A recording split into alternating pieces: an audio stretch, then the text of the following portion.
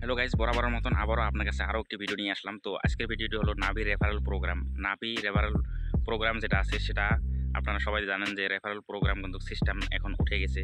তো কীভাবে কী করবেন, চলো মোবাইল স্ক্রিনে চলে যাওয়া যাক। মোবাইল স্ক্রিনে চলে যাওয়ার পর আপনাকে দেখিয়ে দেবো নাভি রেফারেল প্রোগ্রাম আসলে কি হয়েছে, নাভি রেফার কেন হচ্ছে না, আর নাভি রেফার রেওয়ার্ড কেন পাচ্ছেন না, সেটা নিয়ে আলোচনা করবো। চলুন ভিডিওটি শুরু করি আর চলে যাই মোবাইল স্ক্রিনে। মোবাইল স্ক্রিনে যাওয়ার পর আপনাকে বলে দেয়, আর চ্যানেলে যারা নতুন আছেন অবশ্যই চ্যানেলে সাবস্ক্রাইব করে নেবেন।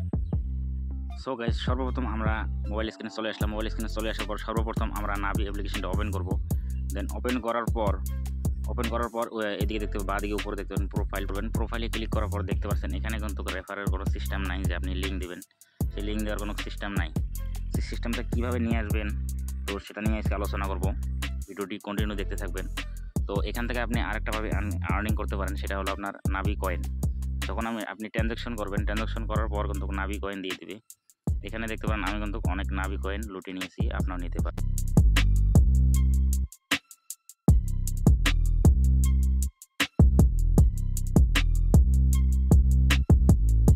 হেল্প সেন্টারে ক্লিক করবেন। হেল্প সেন্টারে ক্লিক করার পর জাস্ট একটু লোডিং নেবে, এখানে ওয়েট করবেন।